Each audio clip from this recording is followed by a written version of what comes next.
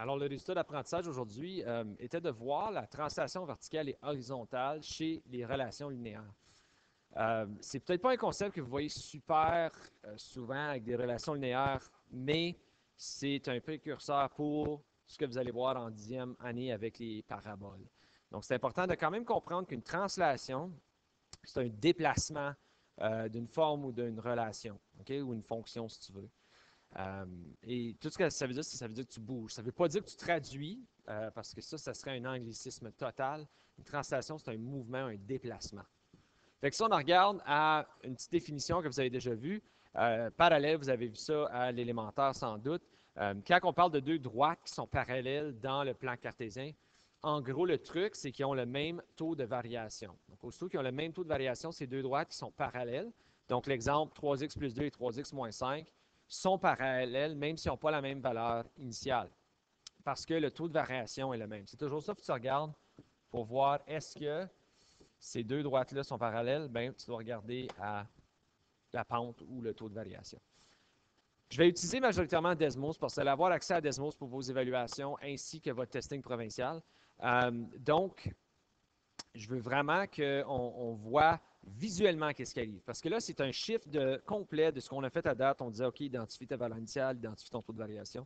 Maintenant, on va regarder à les droites sont presque les mêmes choses, sauf qu'ils ont des petites différences. Et comment est-ce qu'on peut utiliser ça pour nous aider à tracer plusieurs versions de la même droite?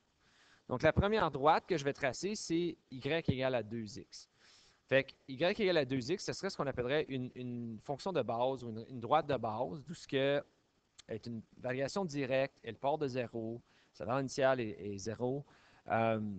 Donc, on voit que 2x, c'est très simple. Même vous auriez pu la tracer facilement. Tu commences à 0, tu montes de 2, tu vas à droite de 1. Tu sais, c'est quelque chose qu'on a fait en masse à date. Maintenant, on va regarder à 2x plus 5. Donc, on va les comparer. Fait qu'il y en a beaucoup en classe qui ont tout de suite fait le point, comme, OK, il y a une valeur initiale à 5. Mais il y en a aussi plusieurs qui ont mentionné que les droites sont parallèles. Puis même qu'il y a des gens qui ont dit, c'est la même droite, sauf qu'elle a bougé de 5 vers le haut. Donc, je ne sais pas si vous le voyez, c'est la même droite, mais elle a bougé de 5 unités vers le haut. Pareil comme si je regarde aussi à 2x moins 4, on compare toujours à 2x qui est en rouge. C'est la même droite, sauf qu'elle a bougé de 4 vers le bas. Donc, c'est encore 2x, mais elle commence 4 unités plus bas. C'est ça la seule différence entre 2x et 2x moins 4. Et quand on bouge vers le haut et vers le bas, donc encore un déplacement, c'est ce qu'on appelle une translation. Puis ça fonctionne seulement s'ils ont la même fonction de base, le même bébé, moi j'appelle ça. Là. Les deux, c'est les 2x. So, le taux de variation est le même, sauf celle-ci commence de 4 vers le bas. Alors, ça nous amène à une généralisation que quand on a la situation y égale à x plus b, c'est une translation verticale de b. Donc, c'est l'équation AX va bouger soit vers le haut ou vers le bas selon le B. Alors, si mon B était positif, je monterais de B unité vers le haut. Donc, ce serait la même équation que juste AX tout seul, mais il serait B unité plus haut. Puis, si mon B serait négatif, il serait B unité plus bas. Alors, un exemple de ça, c'est si j'ai l'équation 3x qui va subir une translation verticale de 4 unités vers le haut. Donc, je vais probablement juste commencer avec le graphique parce que c'est plus facile à expliquer.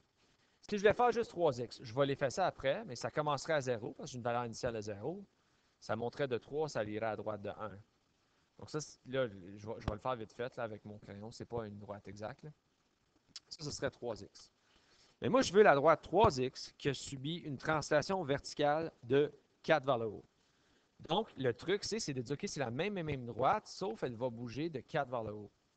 Alors, c'est de regarder, OK, mon point est à 0, 0. Il va être 4 de plus haut. Fait que mon nouveau point est ici. Donc, 3x était à 0, 0, mais ma nouvelle relation va commencer 4 plus haut parce que c'est une translation verticale de 4 vers le haut. Et maintenant, le taux de variation est encore 3. C'est la même droite. So, je vais faire 1, 2, 3, 1 vers la droite. Et voilà donc ma nouvelle droite. Ouf, c'est pas une minute, là, je vais l'enligner. Ça, c'est ma nouvelle droite qui est 3x plus 4. Donc, dans cette situation ici, ça m'amène à l'équation. Fait que l'équation de base, c'était juste 3x, mais je l'ai bougé de 4 vers le haut. Donc, plus 4. Donc ça, c'est comment ça fonctionne avec la translation verticale. Tu pourrais faire ça pour n'importe quel. Tu pourrais dire 6x, qui a une translation verticale de 2 vers le bas, mais ce serait 6x moins 2. Ceci dit, des fois, on a... Ben, tiens, je peux bien faire celle-ci aussi, là, avant que je fasse l'horizontale.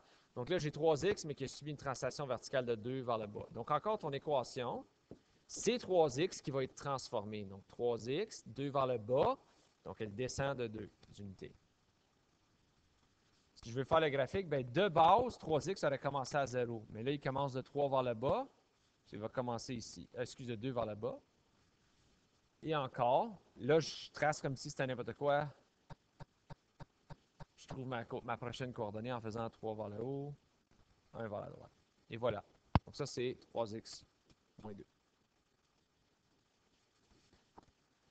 Maintenant, par contre, j'ai 2 fois x moins 3. Donc ça, c'est pas la même chose. Ça, c'est très important. Ça, c'est pas la même chose que 2x moins 3.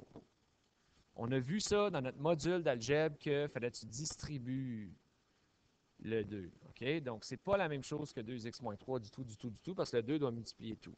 Mais on ne va pas le développer, là. On va juste regarder au graphique. C'est plus important de savoir qu'est-ce que ça va avoir l'air que qu'est-ce que la version développée va être.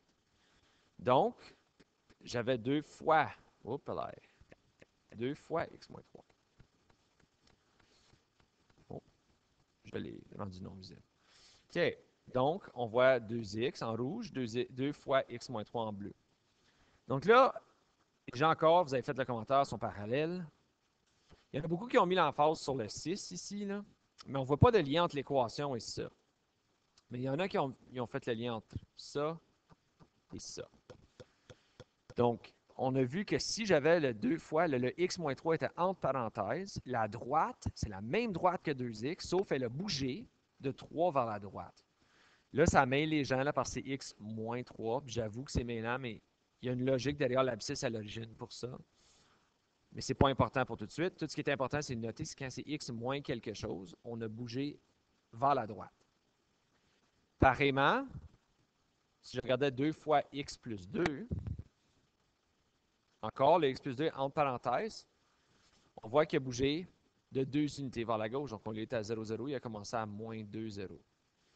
Alors, quand tu as le x moins ou plus quelque chose entre parenthèses, c'est une translation horizontale. Donc, tu bouges de gauche à droite. Ce qui nous amène à la, pas ça je vais faire, la généralisation qui est ici. Donc, A fois X moins H. C'est une translation horizontale. Donc, le taux de variation est encore le même, c'est le A. Sauf que tu vas bouger par où tu vas commencer. Donc, si tu as X plus quelque chose, donc si c'est positif, ça va bouger vers la gauche. Si c'est négatif, ça va bouger vers la droite. Je sais que ça, c'est mêlant pour les gens, mais rappelez-vous toujours que le H dans la parenthèse est menteur. Fait que si on veut faire une couple d'exemples de ceci, bien, si j'ai 6x qui subit une translation de 2 unités vers la droite, encore, je vais commencer avec le graphique, parce que c'est plus logique. 6x de base, vous allez dire, OK, ça commence à 0, monsieur, ça monte de 6, ça va à droite de 1, et là, je ferai ma droite. Hein? C'est un peu comme ça fonctionne. Mais là, tu ne peux pas, parce que c'est 6x, mais qu'il y a une translation horizontale de 2 vers la droite. Donc, au lieu de commencer à 0, 0, je vais bouger de 2 vers la droite, je vais être ici. Et à partir de ce moment-là, ça devient la même chose que tu as toujours fait, parce qu'il y a quand même un taux de variation de 6. Donc, je monte de 6 vers le haut, je vais à droite de 1, et je trace ma droite à partir de ce moment-là. Voilà. Pour l'équation, donc juste un rappel, quand c'est horizontal, c'est entre parenthèses. Fait que mon bébé ou ma forme de base, c'était 6x. Et là, j'ai une translation horizontale. Donc, le x va être entre parenthèses, et c'est de 2 vers la droite. On a dit qu'il faut que ça soit une soustraction.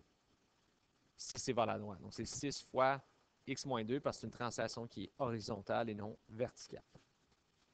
En dernier, on a 6x qui subit une translation horizontale de 5 unités vers la gauche. Donc là encore, j'avais 6x, mais il y a une translation qui est horizontale. Oh, le x va être entre parenthèses.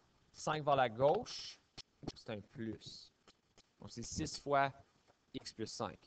Si je veux tracer encore, 6 commencerait normalement à 0. Mais là, je dois le bouger de 5 vers la gauche. Donc 1, 2, 3, 4, 5 ici. Puis ensuite, même affaire, taux de variation est encore 6. 1, 2, 3, 4, 5, 6. Puis je trace à droite. Alors, ceci met fin à la leçon d'aujourd'hui. Si jamais vous avez des questions, n'hésitez pas à communiquer avec moi.